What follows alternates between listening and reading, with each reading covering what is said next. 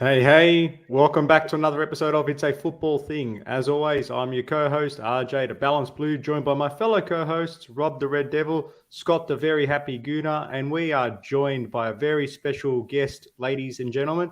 We are proud to have on the show for the first time, hopefully not the last, special guest, James Dodd. James, how are you going? I'll start with you first. Good. Oh, Jay, Scotty, Robbie, thanks for having me on. Really good. As we know, we were saying just before we came on a busy day in not just Australian football, but, global football as well. So, yeah, very good. Looking forward to getting stuck in. Beautiful. Lots of moving parts in the global footballing communities. As I said, Scott's a very happy gooner. Like yourself, James, you have a lot to smile about. But Rob, we haven't got a lot to smile about, but perhaps there are a few things amongst the very stacked agenda that will give us a little bit of reprieve. How you going, Robbie? I'm good, mate. I think the World Cup fever is starting to take over the disappointment from the weekend. Like all these the squad announcements come in, European draws are coming, so it's good. It's kind of just wiped out the weekend, hopefully for now, and move on to looking the present and the future with all these big events coming up. Speaking of big events, Scott, we got together for a very big event on Sunday evening / early Monday morning for a bit of a disaster class, but you look like the Joker, mate. You've got this big grin. How are you going? Mate, you know what? I mean, you call it a big event, but football in your mid-30s isn't easy. Tell you what, even an 11 o'clock kickoff, which was nothing back in my younger days when I looked as young as James, back in those days, mate, an 11 o'clock kickoff was a piece of cake. You'd go out afterwards. Now, had you not been so animated during that fixture, I might have struggled a bit, but RJ, was a pleasure to catch up with you and watch it, mate. What a match. But we'll get to that soon. We'll get to that. Now we'll get to that. Oh, mate, you know what? It's one of those things, Scott. I was struggling Monday morning. You know what it's like, James. It's bad enough you have to stay up late, and then the double blow when your team plays pretty poorly and gets a bad result. It's the old double fault. But look, man, the agenda is packed tonight. World Cup squads announced. Yep. UCL draw, Europa League draw. Huge results in the Premier League. Let's not keep the good crowd waiting any further. Scott, over to you, man. Spot on. Let's kick it off domestically, boys. We had at 4 p.m. this afternoon the squad announcement for the Socceroos World Cup squad. I'm going to chuck that up on the screen in a moment. Look, I don't think this was, I wouldn't describe this as overly controversial. I don't think there was a lot of controversy here. I don't think, for me anyway, that there were a lot of shocks, but there's always discussion points around any squad. We might start with you, James. When you look at this squad, what were your overall feelings around the players included, maybe some of the players not included? Good question. This was a strange one because, I was kind of on board and across this all day. I was speaking with a couple of journalistic colleagues, and I was trying to find out essentially who was in and who wasn't. And I found out pretty early on that Garang Kuol was in. So there was a little bit of a talking point. I think most people assumed that, even though you've looked at him throughout this season and he's barely started, he hasn't started any A-League games, I think most people knew that he was having such an impact off the bench for the Mariners that it was going to be weird if he didn't get picked. And I think that was almost probably part of the game plan. I think between maybe Nick Montgomery at the Mariners and Graham Arnold, there was probably an agreement there that would be along the lines of, look, let's not start him every single minute of every single game. Let's not run him into the ground. He's a young kid. Let him do his thing. If it suits him, he comes on after, for 30 minutes, then let's do that. So him being in was for me, was a no-brainer. Taggart missing out and Cummings being in the squad in place of him, for me, as much as Adam Taggart is a very good footballer, I think Jason Cummings has been in better form, and he adds a different dimension to that forward line, if you like. If you think of the four strikers, you've got Mitch Duke, who's going to be a bit of a battering ram. You've got Jamie McLaren, who's the player that's the goal scorer, that will be the 6-yard penalty box poacher. Then you add in Cummings, who can kind of do both jobs. He can link play up, he can move out wide, he can sort of come deep and get the ball. And then you've got Matt Leckie, who can kind of do all of those things put together. So I don't think the forward line, there was really any shocks. Tom Rogic is probably the biggest omission. But, when you think about it, is it? Because we all know how good a player Tom Rogic is, but he's barely kicked a ball. You know, since he left Celtic, he was without a club for a very long time. He's gone into West Brom completely underdone, and that's no fault of his own. You know, it took him a while to get that move sorted, and you know, he's had to get up to speed because it's not as if you can just sign for a club and then go straight into the first team lineup. You know, you will be so underdone. You'll probably get injured first and foremost, but you'll look well off the pace. So I wasn't actually that surprised about Tom Rogic not being there. Trent Sainsbury is another one, I think, as well. You know, Graham Arnold's son-in-law. Like, it's, you know, people talk about some of the omissions that he has and hasn't made, especially with Mitch Langerack. But I think when you're dropping your son-in-law, you know, that means that you're taking it seriously. And I suppose that then couples in with the centre-backs. And you've got Harry Souttar, who's been out for, you know, a long time with an ACL injury. He's just made his comeback for Stoke. And Kai Rolls, who's been good in the Scottish Premiership this year. So, but those two players have come back from injury as well. So there are risks in this squad. But I think on the balance of play, lads, I don't know what you think. I actually think it's kind of as strong as a squad and as an informer squad that Graham Arnold probably could have picked. Yeah, look, I know RJ and I were obviously barracking for a late Daniel Arzani fairy tale inclusion, being MacArthur fans. It wasn't to be. I think if the World Cup was maybe in 3 months' time, it might have been a hope. But RJ, when you look at the lineup, and I'll chuck it back up in a second, obviously James just spoke about Duke, who we've had on the show, Mitch, as a bit of a battering ram. Do you think that's going to be the philosophy that we play with? Are we going to try and batter and fight our way to wins? Or do you think we might have needed a little bit more flair in this squad that could have been offered perhaps by an Arzani type character? Yeah, well, we spoke offline about obviously trying our best to be fairly objective, but with Arzani, he just offers a different profile completely to Mitch, who's a great friend of the show. But I would have thought he's someone that's more of an X-factor type player. He's unpredictable. He has the ability to obviously dribble very well and draw fouls, which can get you higher up the pitch. But I think depending on the opposition, like our first game against France, I saw a couple of potential lineups and formations, etc.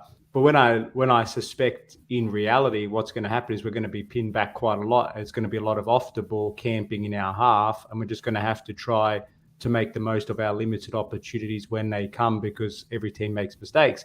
So I can understand the logic in the players that have been picked, but equally those that have been excluded, you can definitely feel that they would be a little bit hard done by. But I was reading some of the quotes Graham Arnold did say, and I feel sorry for the poor bloke, because it's one of those, you're damned if you do, you're damned if you don't. Because if he goes the other way around, then they'll be like, oh, what about these players? So yeah, it's a thankless job. He's under intense scrutiny. The point is he's picked his squad now. There's a couple of weeks to go. And you just hope that those that he has chosen to put his faith in repay him and give 110%. Robbie, thoughts on the squad? Yeah, look, not the greatest squad, but not a bad squad either. Like I said, I think it's got a decent balance, got experience, it's got a few sparks. Like I said, obviously, the young one. Again, I agree with you guys. What we said earlier with Daniel Arzani, I just thought that we didn't need all those strikers that he has. I thought, people like the young one. Sorry, I've gone mind blank. You think about Qual? Yeah, sorry, Qual. For me, I don't see why he can't start. Like, we're throwing this kid in with 10 minutes to go against a team and expecting a miracle. What we've done with Arzani in the last World Cup, I just don't see the point of that. You know, at the bare minimum, we're going to have, it'll be a miracle if we make it out of the first 3 games. So for me, you got to go all out. Okay, maybe not against France, they're the current world champions, but when we have that Tunisia game and even the Denmark game, I just think we've got to put everything, not leave it for the last minute, just sit back and defend and try and get something on a break. I think we just got to try and go toe-to-toe, play with that, Aussie spirit, and give someone like him an actual 60 minutes from the start to try and create an opportunity for us to score. Not say, okay, it's 0-0 or we're 1-0 down, try and get a result for us. I think there's a lot of pressure for something like that, and that's why I agree with the Daniel Arzani. I think someone like starting Qual and having Arzani coming off to make an impact is what we should have done. Again, with Mitchell Duke, I think great for linking up play. I think great for aerial threat. I just don't understand why we needed a J Mac and we also needed, like a Jason Cummins as well. I just don't see everyone, or I know there's 5 substitutes, but I just don't see us rotating our strikers that often, especially when you're going to have to need like this. If he's going to want to play, a real heavy metal kind of football against Tunisia, for example, wouldn't need a lot of an engine in the midfield and a lot of rotations in the midfield for me. So, look, I hope Dodds do all the best with the team. Again, you can only pick a certain amount of look, we're lucky there's 26 players, not 23 compared to every other World Cup. But look, we can't choose everyone. We can't keep everyone happy. James, I want to throw a question to you from the live chat. We had this comment here from Tom. He says, I understand that after a golden generation, there's going to be a natural decline to an extent.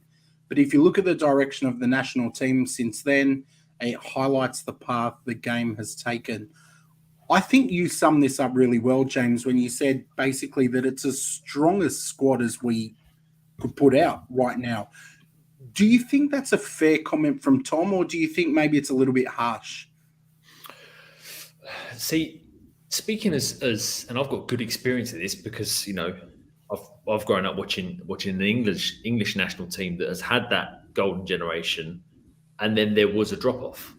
So I think the problem when you have the labels around a golden generation or a team that has stood out way more than any other is that there's always going to be a drop off. It's really hard to, unless even look at Spain. Spain wiped the floor with everyone, didn't they, for that period of 3 tournaments, and then they had a massive drop off, and now they're trying to rebuild again. They're trying to bring the young players through. So I think it is really difficult, but I'm also encouraged by the young talent that is in this Australian squad. And those players who are going to be in the extended squad as well, because they'll take injury replacements as well to Qatar. But I think just because, and do you know what actually I think does play a big part in that, and the way people perceive it and the way they look at it, is that because you had Viduka, Harry Kewell, Tim Cahill, the goalkeepers that Australia had at the time, they were all playing for big Premier League teams. And so they're front and centre every week. Whereas now, they're kind of spread out all over the world. Some are in Scandinavia. There's a handful of players in Scotland. And if you don't watch them week in, week out, then maybe you'd be forgiven for thinking, actually, are they that good? But I think one thing that struck me was, and it goes back to what Rob said about the spirit and the way that you hope they're going to play. I was on Graham Arnold's press conference earlier, and he said the inclusions of Keanu Bacchus and Cameron Devlin in particular were because they add that bit of bite. They've got that energy. They will run all day and they will chase people down, and they won't give people a minute's break, because otherwise, you're going to get outplayed by France. And I think if they can develop a game plan based around these young kids and play these young kids to their strengths, rather than hoping that these young kids are just going to be all of a sudden world beaters in the space of 3 games, and something that they haven't shown throughout their careers up to that point. I think there is definitely stuff to be excited about. I just think it's always so hard. I mean, look at England now as an example. They had a period where they did nothing really after, they had the golden generation, which in themselves didn't really do anything anyway. So now you've got them going to World Cup semi-finals and finals of the European Championship. I think it's just the patience thing. I think it's time, patience. The money comes into it because they need the investment, for these players to get good coaching and good training facilities and everything like that. But I do think, Garang Kuol's not a miracle. Like, he's obviously been nurtured and they've recognised his talents. So it's about finding those talents and just giving them a chance.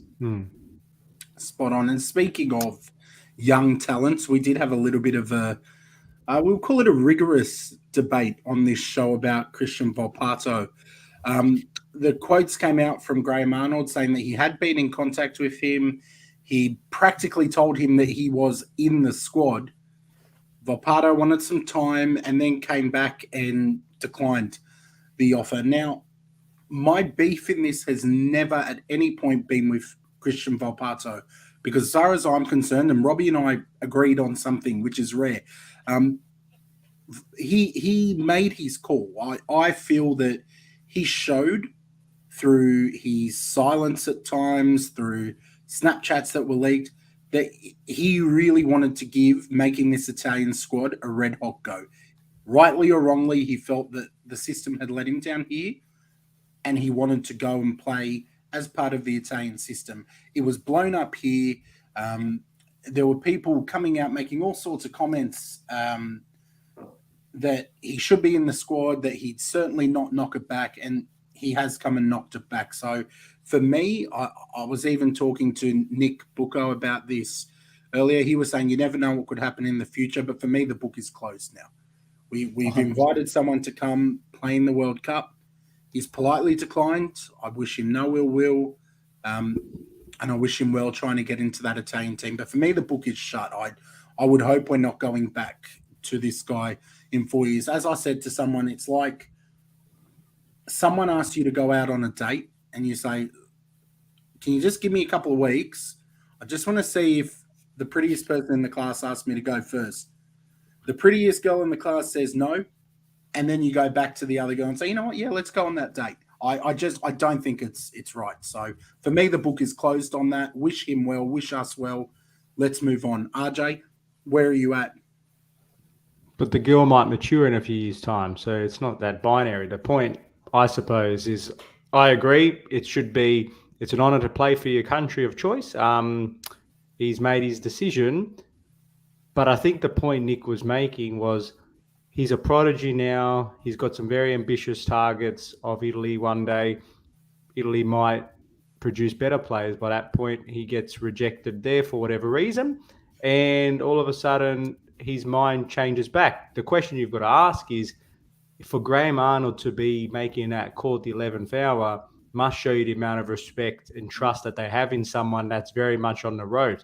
Is it borderline desperate? Yes, no, whatever.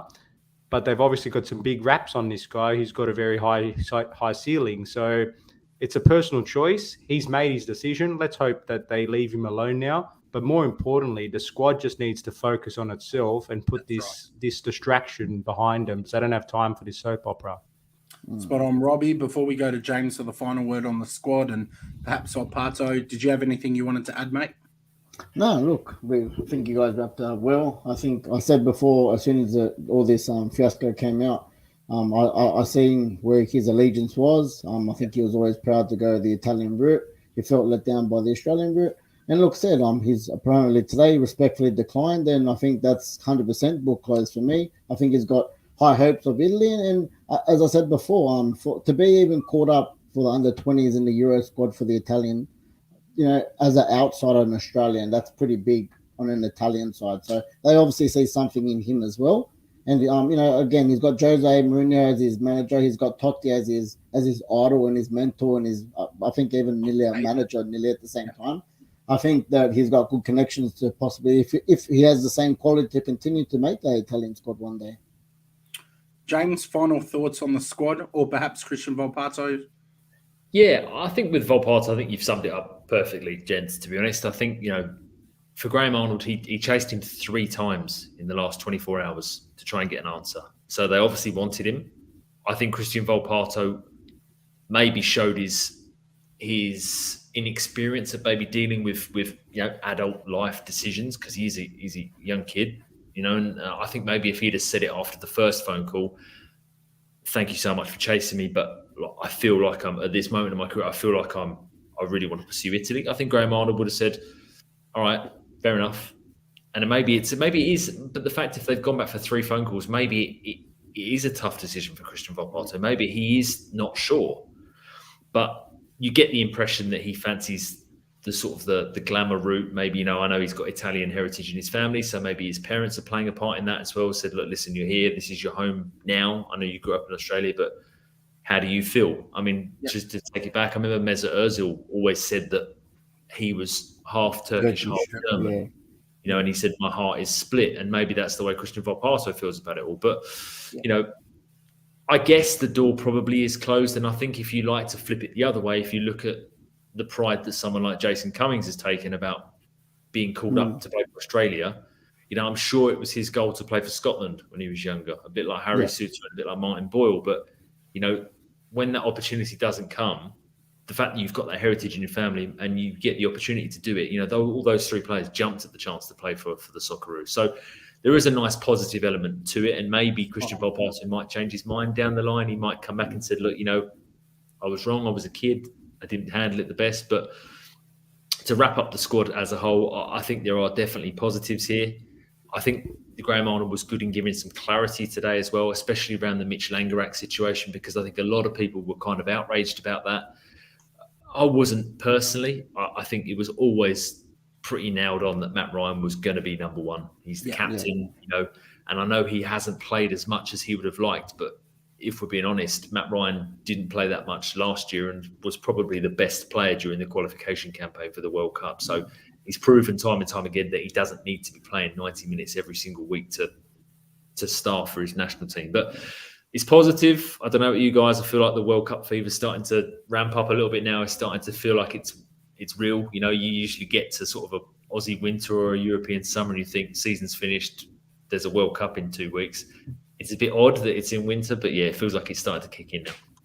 Spot on. Well said. Well said. Just quickly, boys. I think my last thing, I'll always be curious if they did say Volpato had a nailed on spot. I wonder who was the player on the edge. Volpato's not. He said no. Who was the one that was going? Because if he said, "Yep, you've got a spot in the team," I just want to know who that player was that would have been Quickfire. You think? Yeah, this would have been interesting. We'll never find out. I mean, who knows? It doesn't matter. Whoever it is, they should be pumped that they're there, and hopefully they represent the jersey with pride. Pride and lots of fight. So let's move on now. Let's pivot over to the Premier League. Speaking of lots of fight, that's something that we didn't see from your team, Robbie. And I was watching the boys on the United Pubcast last night. I thought they wrapped this game up quite well. So make sure you check that video out if you wanted a in-depth recap. But let's get your recap, Rob. It was a good evening for Unai Emery. This is a guy that must haunt Manchester United fans. He loves playing you. The haunt is a bad word, mate. It's around Halloween time.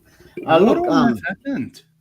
Look, I'm not going to say I'm not disastrous of a like this. It wasn't like our Brentford game. I think it's a disaster. I think it is disastrous. No, it's not a disastrous. You're so over dramatic. Why is this a disaster? Look, it was a bad loss, a bad performance, a bad loss. Like I said, comparing it to the Brentford game, that was just a debacle. This one here, look, the team looked overcooked. Number one, he pretty much named the exact same squad that we just travelled back from Spain, which we went all out to try and top the group in the Europa League.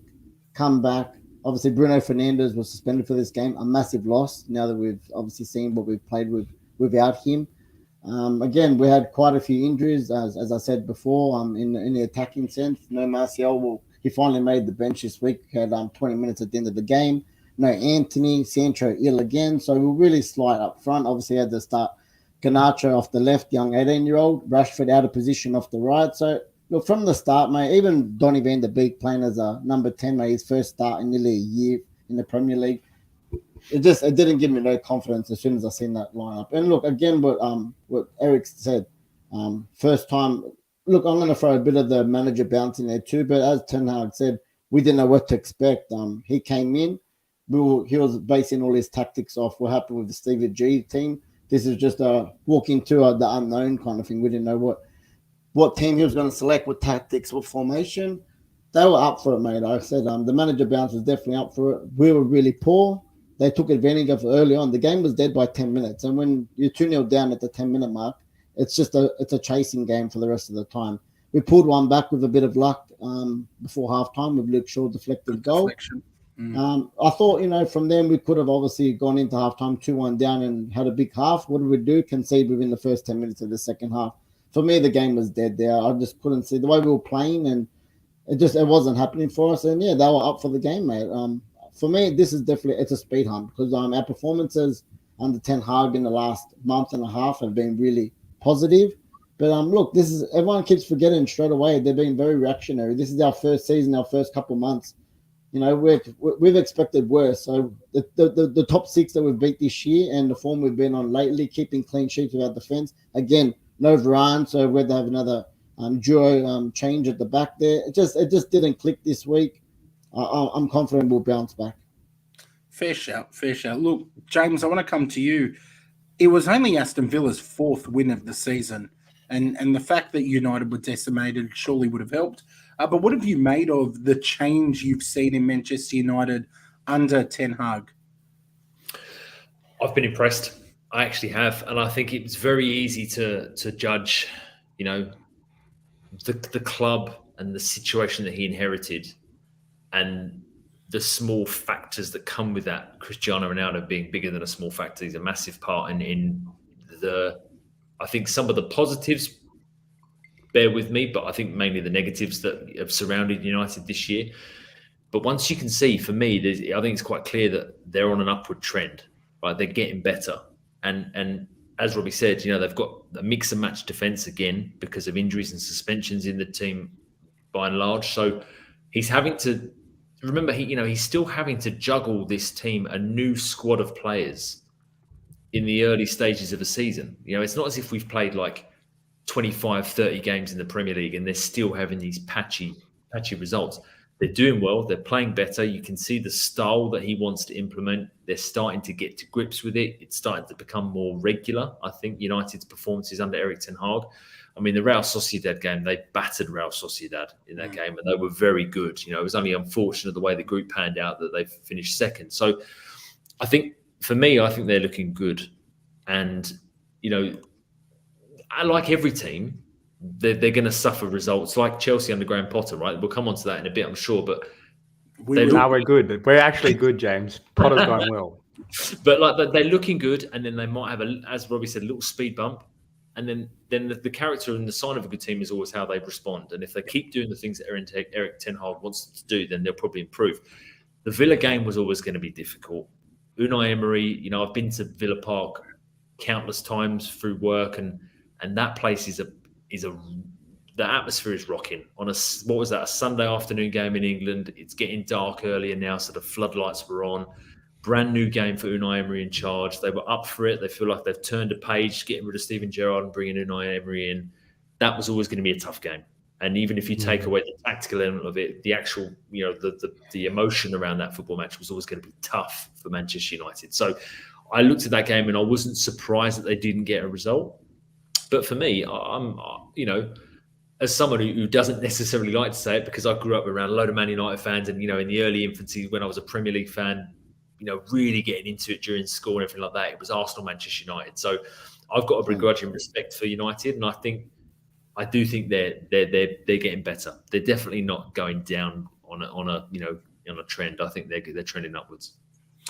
All right, RJ, we've let the lads cover that match, but you and I, let's jump over to a different one. Not quite ours yet. Let's save that. But Liverpool doing football a favour by taking the points off Tottenham Hotspur. I've never been happier to see Liverpool win. Honestly, it was a brilliant result. We had Mo Salah at the double. Is he going to spark himself back into some form? Maybe start giving FPL managers a little bit of a headache? I know I'm thinking about whether or not I bring him in. And were you shocked by this result, RJ? Well, not really shocked. I know what is shocking is just how much of a stop-start stalling season Liverpool have had. That's been the shock over the longer term. But I suppose what's been a bit more evident to us is we know that Spurs have been one of that team that just continues to plough along, even though they haven't been playing brilliantly and achieving results. So we've been crediting their resolve and ability to edge out victories. And I think that got found out a little bit here. It was quite an even game, I would say. Like you look statistically, is very, very even. Very close. Yeah, and look, they capitalized on an opportunity. Like Salah, we know the classy player he can be. He just decided in this particular moment that all the stars would align and he'd actually realize that kind of player that we've all come to appreciate. But I think Tottenham, I won't say over punching their position, but I think that result was more reflective of how they have been more broadly. Like they've had a couple of really poor performances recently and have been bailed out in very dramatic circumstances, like the Champions League group stage when Højbjerg scored right at the death, for example. They should have lost that game, if we're being honest. So, look, the reality is Liverpool, I'm concerned results like this all we need is one result for them to slowly start realizing that they're a quality team again. And they've drawn Real Madrid, which we'll touch on. But overall, yeah, I'm not too shocked by it, but I was hoping for a draw. Absolutely. Look, for me, I'm very happy with what happened. A draw would have been disappointing because Spurs would have got another point, but Liverpool, we might just need to keep an eye on. I actually think there are some teams that this World Cup is coming at a really bad time for. If Liverpool win their next couple of games, the World Cup could be one that really destroys their momentum. And I actually think for Arsenal, this is not coming at a great time because we've just had such positive momentum. Let's move on to our game, RJ. We've got an excellent, legendary Chelsea fan in the chat all the way from the States. And it was his birthday this week too. So, Pat, a big happy birthday from the crew here. You absolute legend. You're still my favourite Chelsea fan in the world. But let's go to my second favourite Chelsea fan, RJ. Give us your thoughts on the game. What went wrong? Because let's be real, you were battered. The only place you weren't battered was the scoreline. You weren't in the match. We were the better team by far. These are all facts. What went wrong, though? And then we'll let James, who's a fellow Gooner, respond. Yeah, no, absolutely. We watched it together. I didn't have much confidence going into this match, and that's not usual. I know the recent trend is we have been quite substandard to you guys. I know that Arsenal have got the wood over us in recent times. When Arsenal were the banter club, we have now been overtaken in that regard, in regards to this particular derby. But where did it go wrong? It's a good question, man. I think the lineup was not ideal. I thought the approach we took was probably a bit too conservative at times, but you got to credit the intense press and the confidence of Arsenal. And I just thought the moments that we did conjure up, yet again, a systemic problem that we're just not clinical enough. So I can give you excuses. I can give you players like Ben Chilwell, Reece James, Koulibaly, Kante, Kepa not being there, Not really Kovacic good not fit players enough anyway. to start. Yeah, exactly. Pretty average. Fofana, not a very expensive player, not there. But look, the reality is the players that were there didn't perform. I'm talking in the midfield composition. I thought Jorginho, who's a much maligned figure, strangely in our community, he was one of our stronger players. I thought he gave himself a good account. I thought the usually dependable Mason Mount didn't have a great game, which is not something I say often because he's one of my favourites naturally.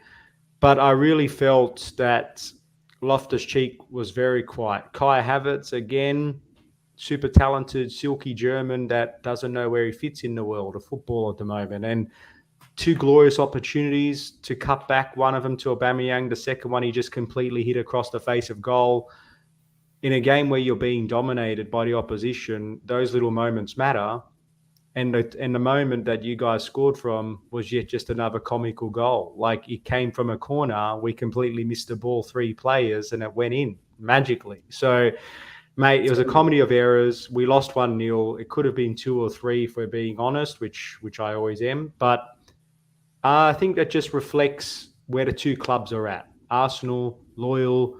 We all bagged at Arteta. You, Scott, bagged at Arteta and didn't know whether or not he would last. But the board stuck true to their word. They believed in this guy. He wasn't just a Pep fraud that just come out of the system. This guy has been given time, patient investment, belief, and now we're starting to see the fruits of that to come to fruition.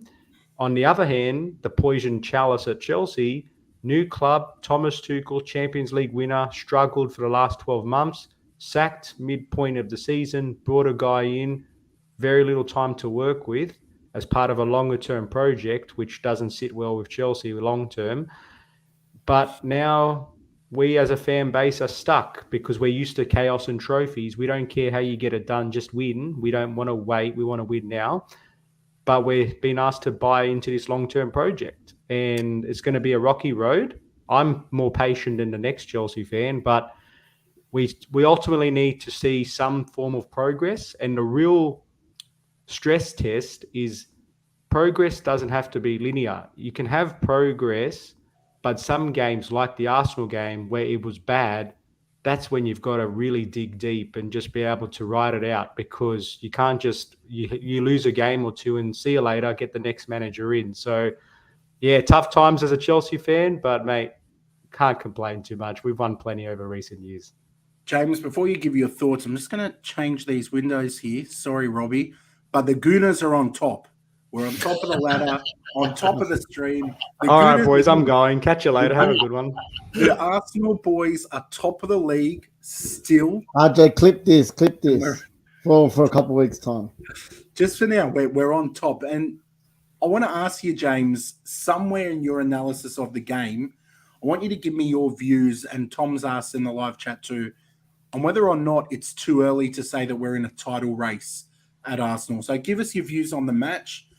Feel free to put the boot into RJ and Chelsea. But I also want to know if you think we're in a title race. So I rewatched this game earlier. So I watched it when the same time you boys did on 11 o'clock in the evening. And then I watched it back again today. And I often like to do that just to see if I've, not just because it was a win, because I do it when they lose as well, because I like to learn stuff and I like to watch and see if I didn't pick things up first time round. And there was a moment that struck me today when I was watching it back again. I didn't appreciate the first time around. It was the chance things at the end of the first half when Gabriel Jesus heads one wide of the post when he should have scored, right? The one-touch football. Wow. The one-touch football was sublime. And it wasn't just, because we've seen, I remember seeing Arsenal play like that under Unai Emery, for example. He scored an amazing goal away at Fulham once. And you thought, that happens. Then I stopped it and rewatched it a couple of times. And it came from a Chelsea attack. They broke it up. But it wasn't just the one-touch football. Every pass meant something in that move. So none of the passes were vertical or horizontal. They were played slightly to the stronger foot of the player, allowing that player to then play the first-time pass to progress that ball up the pitch. It was like a classic rondo in training. I know Mikel Arteta would have learned that from Pep Guardiola, and I know they did it at Arsenal a lot under Arsene Wenger. It was that ability to be able to progress the ball every single pass you make, to move the ball forward rather than playing sideways, rather than recycling the ball, ends up back at Aaron Ramsdale and they play along and then they give the ball away. And it was that, for me, which led me to think this was probably one of the most complete performances by an Arsenal team under Mikel Arteta since he's taken charge. Because you've got players like Ben White, who I love Ben White. I think he's not just a good defender, but he's a fantastic footballer as well. He's almost in that kind of John Stones mould, but he doesn't seemingly have the errors that John Stones had when he was at the age Ben White is. He's someone that when in this system, Arteta wants to play Zinchenko and Ben White, but they're playing in field, they're tucking in, and he looks so comfortable and he looks so good bringing the ball forward. He's not going to go round the winger and sort of on the overlap. He's not going to do that. But to have players like that in this Arsenal team, Arsenal have had for years and years and years, they've had talented, gifted, technical players, but maybe they looked like they lacked a bit of direction. They didn't really, their game understanding wasn't particularly good. There wasn't an understanding of how the team wanted to play rather than just be attacking on the front foot like in the latter years of Arsene Wenger. But seeing that game against Chelsea, and I know Chelsea, I think RJ makes a good point. They were down on players, right? But they still got good players, and it was still at Stamford Bridge, a ground where traditionally Arsenal have had success, but there was a long period under the likes of Jose and a few others where it was a horrible place for Arsenal to go. And seeing that today made me think that's a statement. That's something different. This is a different Arsenal. And I know people will say, yeah, but we've had that before, and that is true. But this is an Arsenal team that has found consistency, and not just consistency in the way they're playing, but consistency to ride out bad moments or difficult periods of games. At 1-0, when you thought 10 minutes left in the game, Arsenal were going to come under a bit of a barrage here. Yeah, it never happened because they were so calm. I mean, William Saliba at the back is, you said about Robbie saying about clipping it up. I don't want to get too carried away with William Saliba, but he has all the hallmarks of being of the sort of young player that people saw in Virgil van Dijk, if that makes sense, in the way that he's so dominant. He's quick for a big defender. He's so composed on the ball. Even when he does make a little mistake, he backs it up and he blocks. His speed was incredible. There was one passage, and because it's fresh to you, James, and I watched it for a different sort of punishment purpose. I watched it again, but there was one moment where Armando Broya came on and it was a through ball. I'm thinking, you beauty, he's fast. He'll get there ahead of him. He's quick. He got him. He beat him to it. I'm thinking, oh, that's nice. Our fastest player just got beaten by a guy who's been on there for 70 minutes longer than he has. So he had a quality game. But even Thomas Partey, I think not enough people have given this guy credit. I was listening to a preview beforehand, and I just thought, since they've been able to get Xhaka a little bit more forward, solves the problem of him being deeper and in a pivot, you've allowed not only him to flourish, but you've also given those more creative players a bit more license to roam, because this absolute powerhouse at the back is protecting everybody. And I remember he was giving players like Mason Mount a real hard time, and no one had any time on the ball. And like Patrick said in the chat, with that relentless press, we couldn't string 2 or 3 passes together. So I think players like him probably don't get celebrated enough. Yeah, it's true, Scott. And I don't know if you think about this before I come on to your title race question very quickly. I think Arsenal's, and they're intertwined, these 2 points.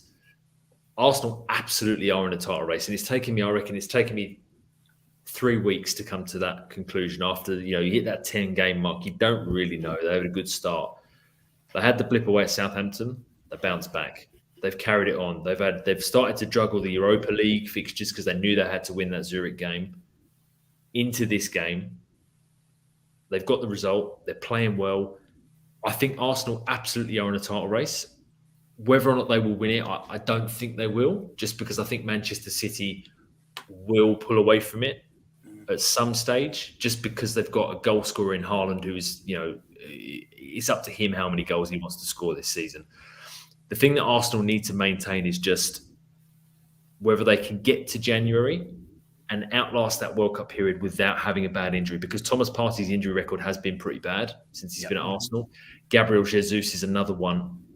I don't want to see him run into the ground, because I think he's Chiche, the Brazilian coach, called him the best pressing forward in the world. Like the stuff that he does off the ball makes up for the fact that he's gone, 8 games without a goal, Gabriel Jesus. So there are so many positives there. They are in a title race. Personally, I don't think they will win it, but it's just nice. It's nice to have a team, as RJ said earlier, that's come out of that banter era that's kind of into a period now where there's positives. Spot on. Robbie, I want to throw this comment at you and let me know your thoughts. Arsenal seem like an elephant on top of a tree, but that elephant's slowly losing weight and getting more comfortable there. Are Arsenal going to be a team to take seriously at the top of that tree? Mate, you know that I've praised Arsenal pretty much this whole season. You have. You've been great. With a cheeky dig, beating Arsenal isn't for everyone, considering we're the only ones that you've lost to this season. I had to throw that in there. Good trophy, hey, Scott. I'll take it, mate. Take the trophy. Look, I always respect the team, a rival or not, when they're doing good things, and their upwards trajectory is great. And to even say a title race and Arsenal in the same sentence, I think you could say it, in my opinion, it's overachieving, because the prime objective this season is top 4 in Champions League football for next season. So the way you guys are going at the moment, everyone keeps saying, are they in the title race? I think everyone keeps forgetting as well that you guys have been on top of the table nearly the whole season. And City at the moment are the ones chasing you guys. And I think that the way they've responded, lucky too, didn't they, Rob? City. They did get lucky, but I think the way that you guys have responded with, it is pressure. How City have played always nearly first before you guys. They've always, before you guys have played, have gone back to the top of the ladder, and you guys have responded nearly straight back. And I think just alone that is showing you just the resilience and the passion of the team, and how Arteta's got them all playing for him. Like I said, again, I'll say it again, the depth is what you guys really need to. If Arsenal are serious about continuing this and continuing in the title race, or just want to make sure they secure this top 4 position, they need to go in and they need to secure and they need to bolster this squad with some quality players in January. Simple as that. For one, we don't know what's going to happen in all teams after the World Cup, injury-wise or just tiredness-wise, mate. Because there's a lot of these, a lot of our team players have a good chance of going deep in the competition, and it's only natural that these guys are going to burn out eventually. So player depth there is going to be a big thing. And again, I think what you said, Scotty, I think the World Cup's coming in at the worst time. For me, I'd love it if you guys were to play City in the next week before the World Cup, just to say, because that's where I think that's where you guys are going to say, if you guys can get a result or even beat City, I think that's when a lot of people that are, still saying, oh, they're going to fall. Every week people say they're going to fall over, they're going to bottle it. If you guys can get a result or actually go toe-to-toe with City, that's when people are going to say, hey, this is a serious Arsenal team that can do something. At early days for me at the moment, very early days. So if they can, you can only continue the way they're going at the moment, mate. Well said, Robbie. Well said. Love your work. Look, we are going to move on to the draws in a moment, the Europa League and the Champions League. I just want to quickly acknowledge a couple of other results from this week. And if anyone's got a burning comment they want to make, lads, feel free to jump in. We have Man City scrape by against Fulham. And beating Fulham is not easy. They're a team that's come up and I think really done a good job in the Premier League. They pushed a lot of teams. They picked up some points. I think Fulham fans have plenty to be positive about. Also, we need to acknowledge, lads, Newcastle, 4-1 against Southampton. Hasenhüttl gone. But Newcastle continue to march on. They're getting even more comfortable in that top four. And like someone said last week, it's like they've read the script a little bit too early, and now they're really pushing for it. So both those teams are very impressive for me. Did you have any comments you wanted to make on those, RJ? Yeah, well, just on City, we talk about the resolve that Arsenal have been showing, the psychological having to play catch-up. Cancelo sent off 10 men. That could have easily been another, excuse for drop points, but they pushed it to the end. And fortuitous penalty, whatever, debated, that's fine. It's a penalty. They got it. They scored it. They won again. That's a sign of champions, and Arsenal are going to have to overcome that winning mentality if they, aspire to become champions themselves. But Newcastle, we're not talking prediction show, but Chelsea have got them next. And needless to say, I'm not particularly looking forward to a trip at St. James's Park, but got to give credit to Eddie Howe and what they're doing at that club at the moment, because they are looking like a real strong unit. Just proves what a good manager can get the best out of his teams. James, any comments you wanted to make on either of those or another fixture that caught your eye?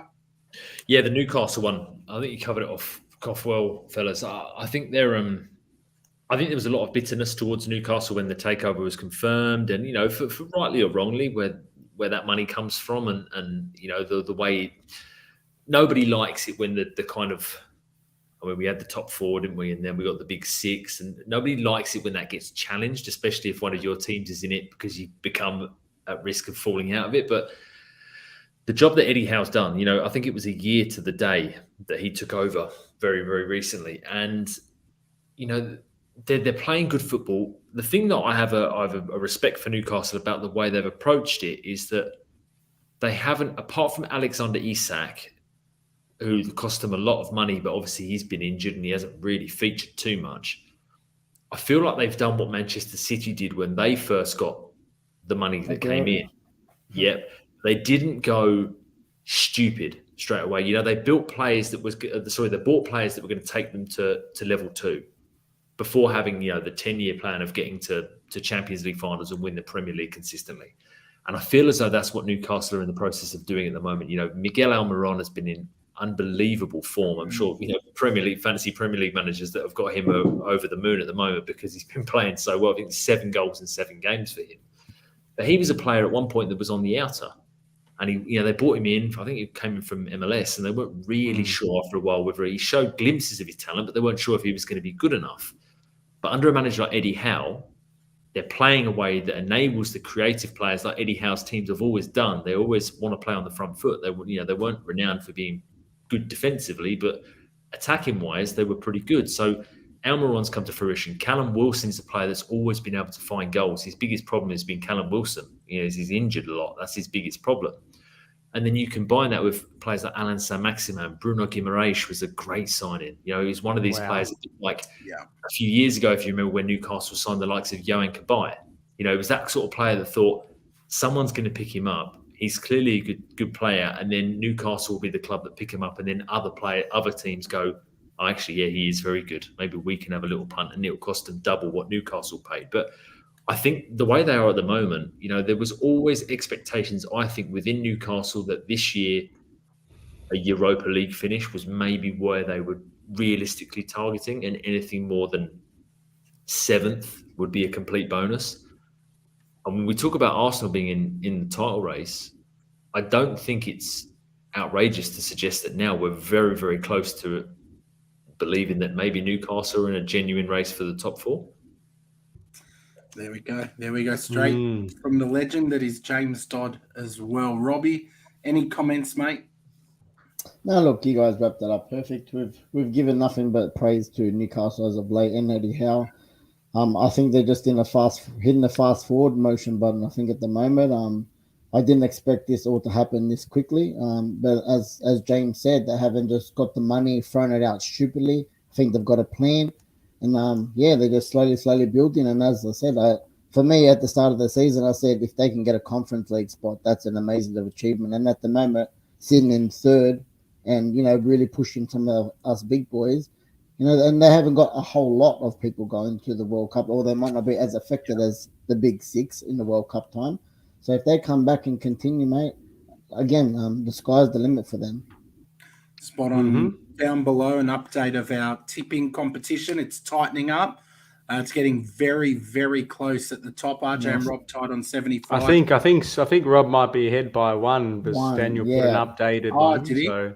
Okay. Yeah, so Rob has paid Daniel on the stream to get an extra score. So good work. Paper Rob. bags under the table. I just wanted to highlight, gents, and it was actually a result that made me upset because of Super Frank's Everton. But what a goal from Yuri Tillemans!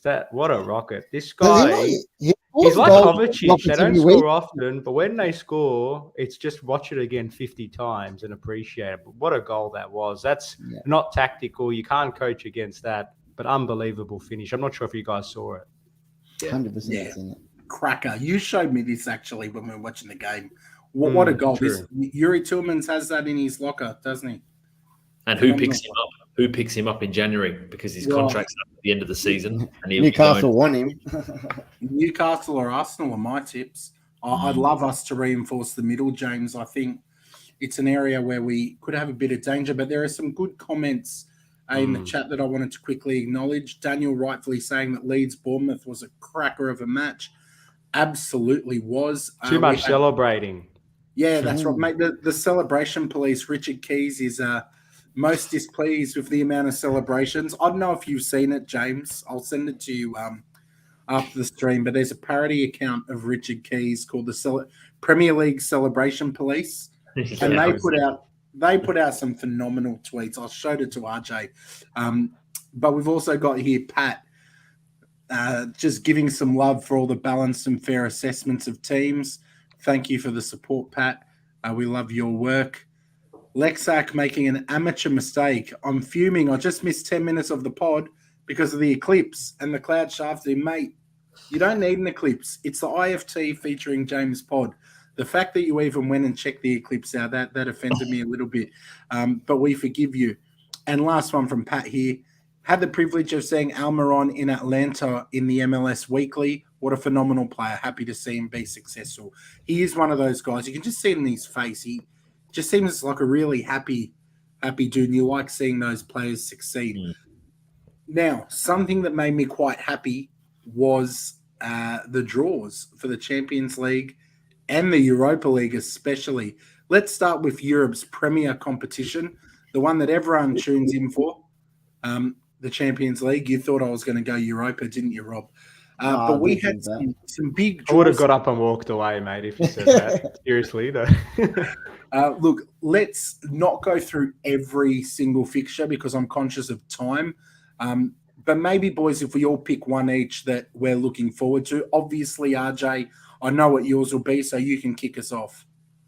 Yeah, so Bruges Benfica. No, I'm just kidding. Good game. But obviously, I was much relieved to see Dortmund, respectfully, given who else was at stake, if I'm being honest, and the transition period we're in, let's call it that.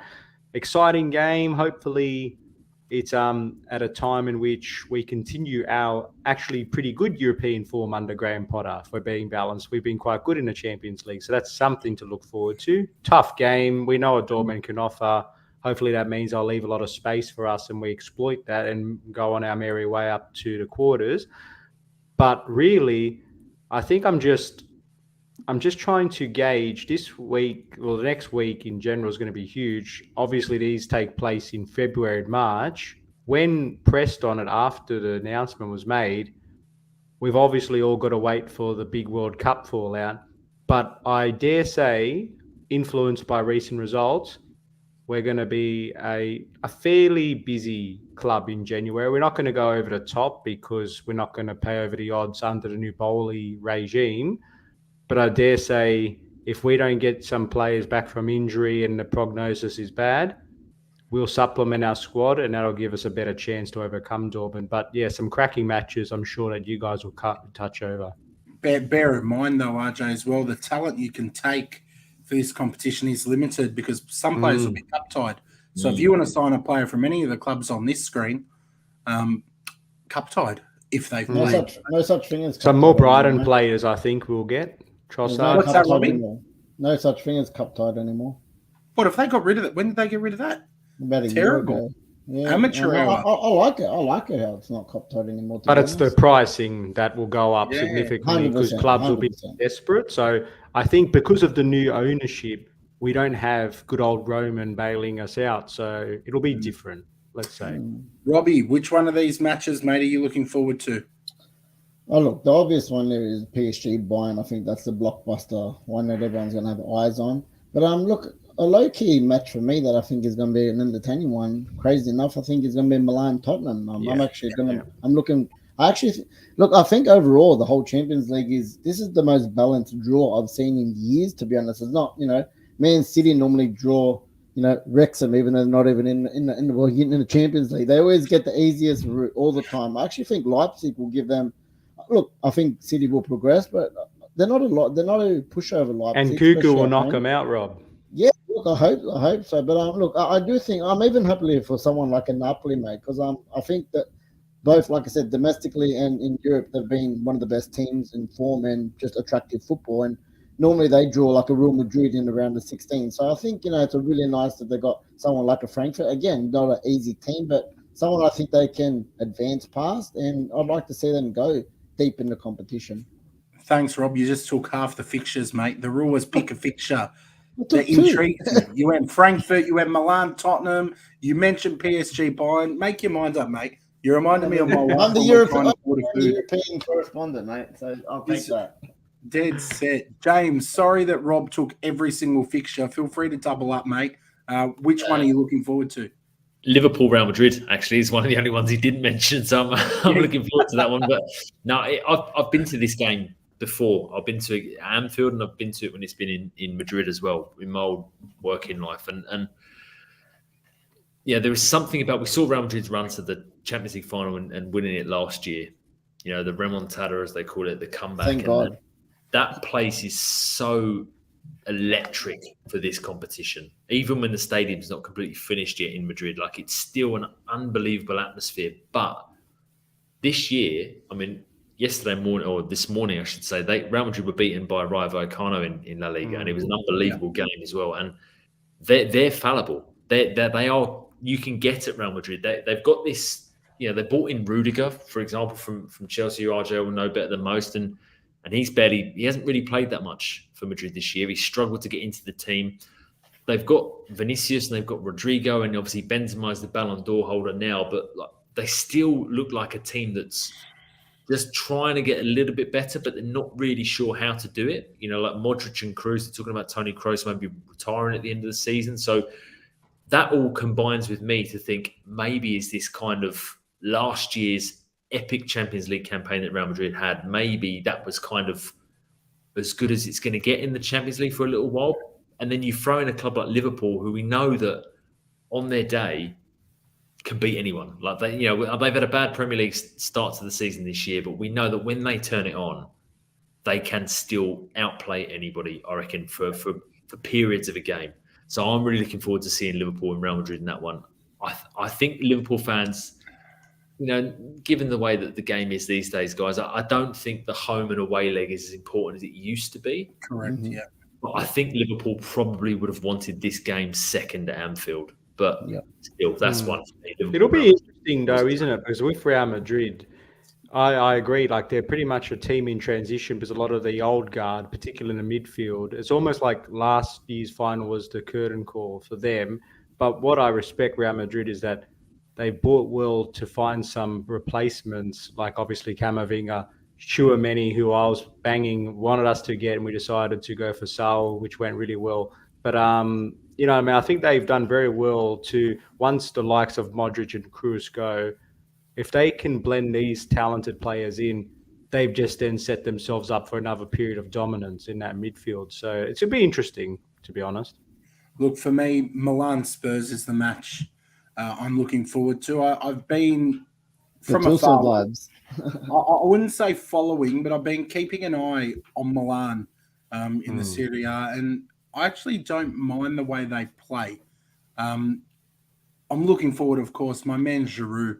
You guys know how I feel about Olivier Giroud, and I would love nothing more than to see him single-handedly eliminate Tottenham Hotspur from the Champions League. So that's one that I'll be keeping my eyes on. But then we also had another draw, one that Robbie, more so than me, would have been keeping his eye on because my team topped the group. So we didn't have to go into this draw.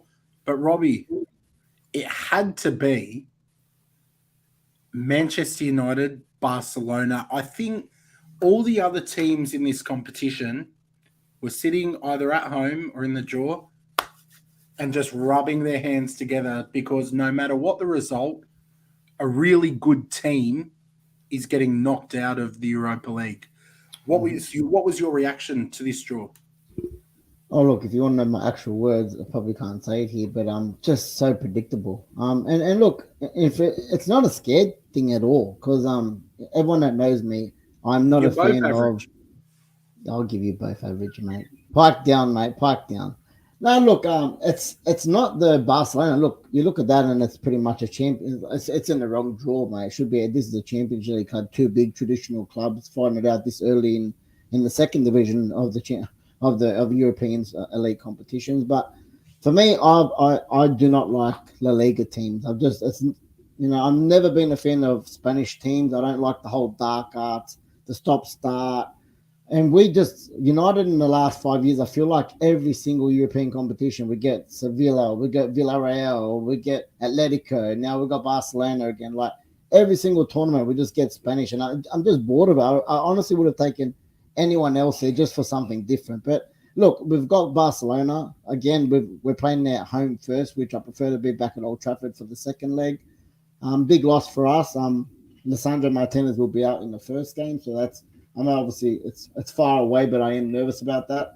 I'm sure Leva Yolona is going to try and get Messi in the January window, knowing them, to try and because I think they've got the pressure on them a lot more because of the finances. To be honest, they've gone all out with all these signings that they were aiming to make it deep in the Champions League. They've been knocked down to Europa League, so they need to win this pretty much just to try and break even, if anything. So I think they're going to be under a lot of pressure, and frankly, I think that we can definitely go toe to toe with them. And on our day, I think this is a very 50-50 call, and yeah, I reckon we can beat them.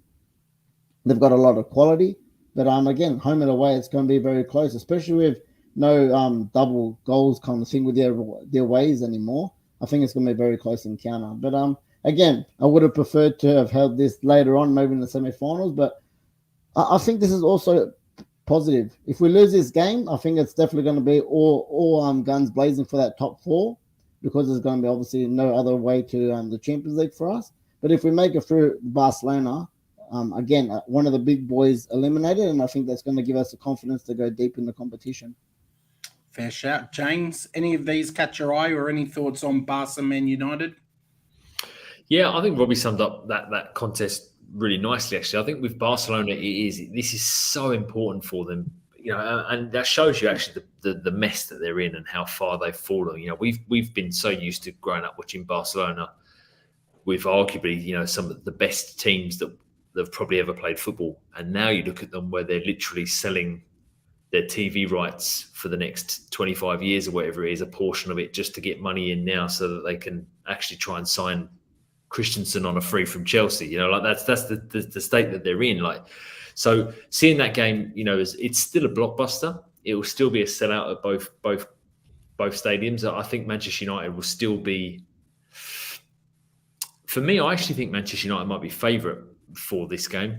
I don't know what you guys think, but Juventus is another team. I mean, Serie A isn't my strongest point, but I know how much of a role that club has played in my football upbringing in terms of the players they've had, the caliber of player that has been at Juventus, the competitions and the dominance they've had in Serie A. To see them in the Europa League and to see them start Serie A like they have this year, it is like Barcelona rest. To see those two names in this stage of this competition is quite alarming, actually, isn't it, as a football fan? But there's another team in there that I can't help take my eyes away from, and that's Union Berlin.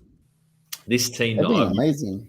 One of the YouTube, I think it was the Derby Days one on YouTube. I remember, seeing when they came up and seeing the derby in Berlin between them and Hertha Berlin and thinking, oh, okay, what's this club about? And to see where they are now and how they're doing in the Bundesliga this year, and to see them get in this stage in the competition against an Ajax team who, I think most people have a kind of a footballing soft spot for Ajax over the years, given the players they've produced and the way their philosophies and the way they like to play football.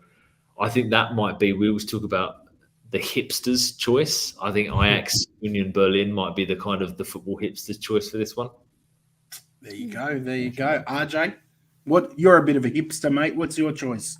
Too cool for this little reserve grade competition. No, in all seriousness, I'm actually looking forward to seeing Roma. I'm a big fan of what Mourinho's doing there. I'm hoping my boy Tammy Abraham continues to score some goals, and the Italian-Australian Volpato as well there, going well. But just on the whole Juventus-Barcelona situation that James touched on, I find it quite ironic that the most dominant team in Italy, and they had a good win the other day against my Inter Milan. Juventus, a really good game, and Juve got a good win. But the irony is seeing clubs like Barcelona and Juventus, who have dominated their respective countries and been mainstays in the Champions League, to now knowing that they're in the Europa League, whereas the clubs that are now representing Italy in the Champions League, based on the draw, actually have a really good chance of all progressing. Milan can beat Tottenham, Inter can beat Porto. And I think Napoli definitely are favourites for their clash. So it's ironic that a team like Juventus, who's been the best, is in the B grade comp, and those other teams now have the better chance. So we'll have to see. No, I like how he does that with his big smile on his face. Mate, look, again, what you said, Juventus dominated 10 years, mate. So let's not just slack them off like anything. I think you can dominate Europa now. That's good. Yeah, James, you got some popcorn? I do think. I do think. Look, obviously we're Italian as well, and Juventus is my team in the Serie A. Quickly touching on it, I think we'll see a very strong team. They've had no Pogba this year. They've had no Chiesa this year, and Di Maria has also been. So their three main players have signed have barely played a minute this season.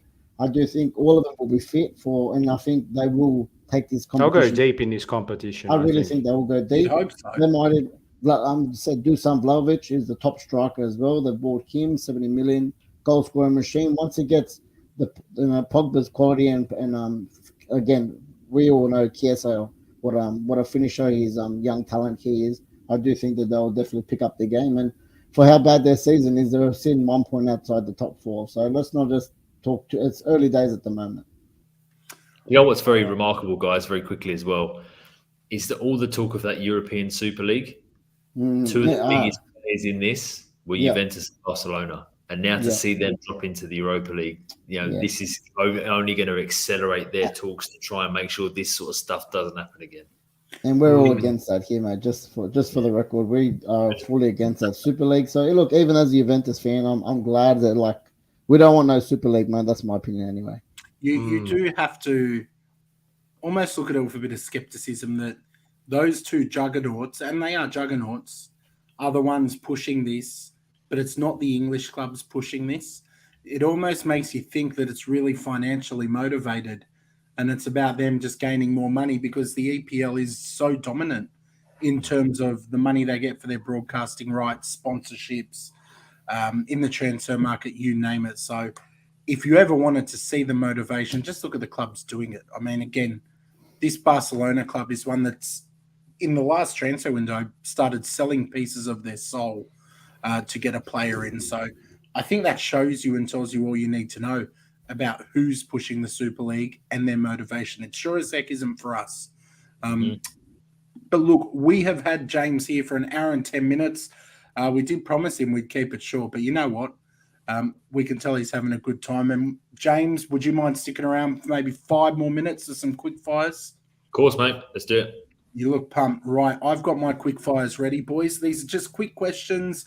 Don't need to go into too much depth, but just to help us get to know you a little bit better. All right, first one. What's something that you would find really, really hard to give up? Football. Easy. Can't copy his answer. Oh, jeez. All right. I wouldn't want to give up my wife, but for this, I'll just say coffee. I think I just heard her in the background. Rob, it was nice knowing you. James, we're going to need a permanent co-host 2 nights a week. Rob ain't mate. Rob's dead before the morning. So if you're free, let us know. We don't pay as well as the A-League, but RJ cooks a really good pasta. So I'm in. RJ, go on, mate. I was going to say going to the barber, but I'll say, for me, I'll give up watching movies. I'm a movie buff. You know that. There you go. Look, for me, it'd have to be my gaming. FIFA. Been smashing it so much. I couldn't not do that. Look, and another one, boys. Who's the most, and I'm sure James will probably have the best answer to this question. Who's the most interesting or impressive person that you've ever met? Ooh. From a football perspective? Any perspective you'd like. I'd say Pep. From a weird and wonderful perspective, Hulk Hogan was someone I met when I was in my old working thing. So let's go Hulk. Let's move away from football. Let's do Hulk Hogan as a completely random one. On football, I know this is a quick fire, but it would be really awful of us not to ask, considering we've got someone here who has met Pep. What was it like meeting Pep Guardiola? I look at him and I'm like, the man's got an aura. He's just got an aura and a brain and a presence about him. What was it like to meet him? Yeah, it was, it was awesome. And I was in a working capacity. So it's a very, very short story. I remember there was the first season that Pep was in charge. They were away at Southampton towards the end of the season. I think they won 3-0. And that took them past the previous season's points tally. And there've been question marks about Pep all season. Is he really all that he's cracked up to be? Is he improving them? And so I went down to the tunnel because I was working in the radio at that time, and we were the host broadcaster for the radio, so we got priority when it comes to the interviews. So I'm standing in the tunnel with the Man City press officer, and Pep comes over, and he says to me, "Oh, by the way, Pep doesn't like doing one-on-ones if you can help it." I was like, "Okay, fine." And I could see Pep asking, he's like, "Oh, where's everyone else?" And I said, "Oh, they haven't come." And anyway, it was great, and I thought, "All right." I was quite nervous, but I was like, the questions I want to ask, I know the pattern of the game, and I just knew that from watching his interviews before, he doesn't like talking about things that are controversial. He doesn't want to talk about penalty calls. He doesn't want to talk about, things that may have cost his team. He said he wants to talk about football. So if you can talk to him about patterns of play in the game or moments of where his side swung it in their favour, and I just saw his eyes light up when I started asking him those questions. And it was genuinely one of the best. It was probably about 3 minutes as a one-on-one for the radio. And he was brilliant. And I will never forget that. And he gave me such good answers. He didn't cut off the answers short. He was so good. So meeting him and just talking about football with him was that was a really cool experience. So the way you've just sold that as well, if we were to ask Pep this question, who is the most impressive person you've met? I'm thinking he's going to turn around and say James Dodd. We love best journalist by far, best reporter. That's it. RJ, let's go to you next, boss.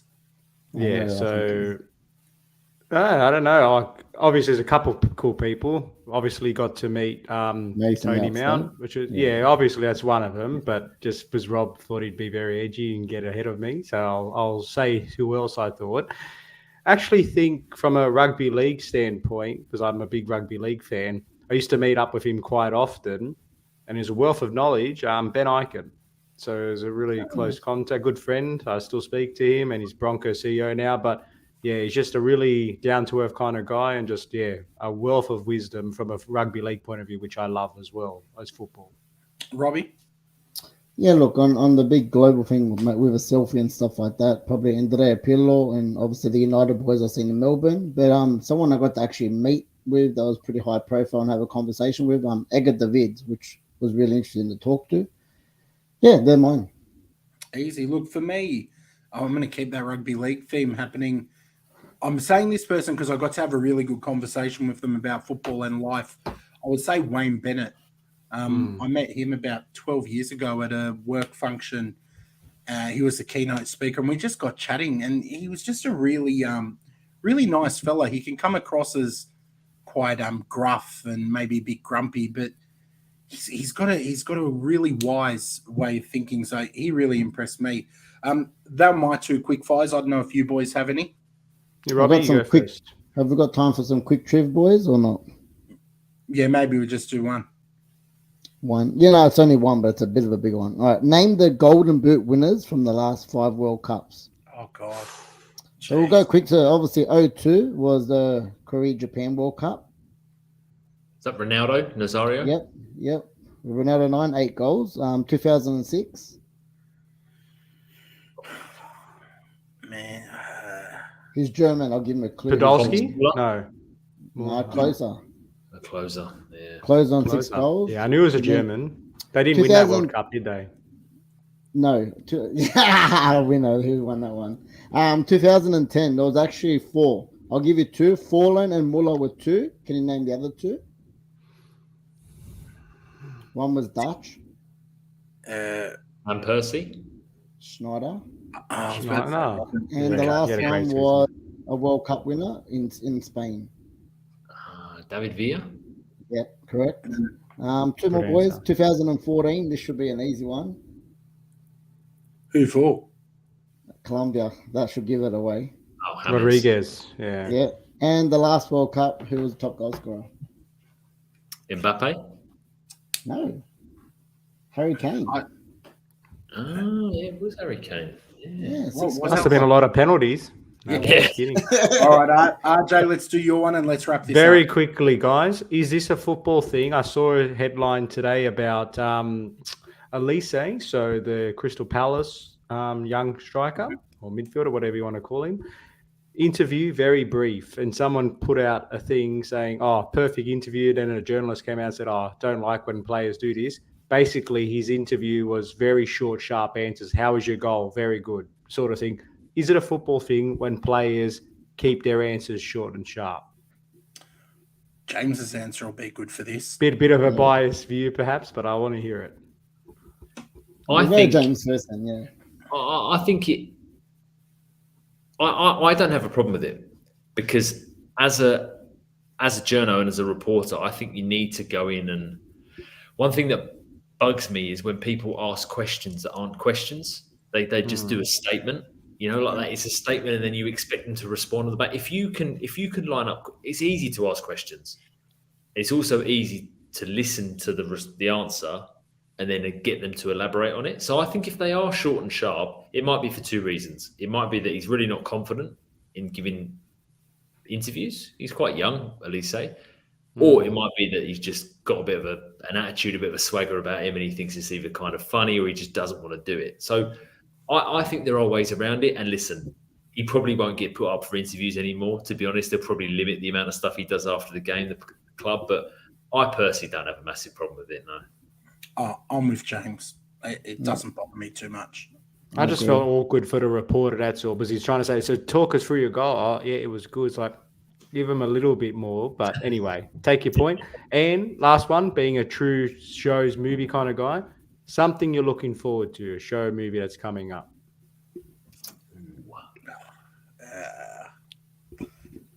I'm going to say Black Panther, definitely, number 2. Okay, cool. Good shout. I'm going to steal that from Rob. Thanks, mate. I reckon I liked the prequel to Game of Thrones, the House of Dragons. House of Dragon. Awesome series. Next, what, 2 years' time is when it's coming out. But I think, probably that would be quite something to look forward to. Yeah, Yellowstone for me. That's it. Oh, sorry, RJ, I almost skipped you, mate. That was it. No, all good. Yeah. We've had a movie length podcast now. We've had a long ep, but when you have a guest with James's knowledge, expertise, and experience, it's hard not to talk plenty of football. James, we know that you're starting a new gig soon with the A-Leagues. We know you'll smash it over there. You have to be excited for that, surely. Yeah, really looking forward to it, guys. Thank you for that. It's I start on Monday, so I've had a little break off from Fox, which is nice just to recharge and refresh going into that new gig. And yeah, I'm excited. It gives me an opportunity to do what I love doing, and that's kind of telling stories and creating content for fans that are new to the game, but also those who are invested, like you guys are in MacArthur as a good example, and just to go out, tell stories, create content that people can find interesting, that they can share with other people and go, hey, if you've seen this, you should check it out. And yeah, that's what I'm all about. That's why I got into this industry. So I'm looking forward to doing more of it. And James's social media details are in the description of the video. Check him out on Twitter, Instagram, and we look forward to seeing the brilliant work that we know you'll do with the A-Leagues. On behalf of all the boys, the listeners, it's been a pleasure having you on, and we hope we can get you back sometime and talk a little bit more in depth about you as well, because I know we could add another hour to this stream talking about you and your experience. So thank you again, boys. A pleasure as always. We're back on Thursday evening, 8:30 p.m. To look ahead to the next round of Premier League fixtures. Any closing words, Robbie, RJ, or we're just going to say good night to the people? No, look, good night to the people again. I thank you again to James, another quality guest, and over-delivered. Thank you for your time. You've given us more than we thought, and look, just welcome back anytime, and a big thank you again, and very nice to meet you. Thanks, Robbie, Scott, RJ. It's been a pleasure, boys. Anything to talk football, I'm there, so I would love to come back on in the future. Take care, and thank you. Ciao.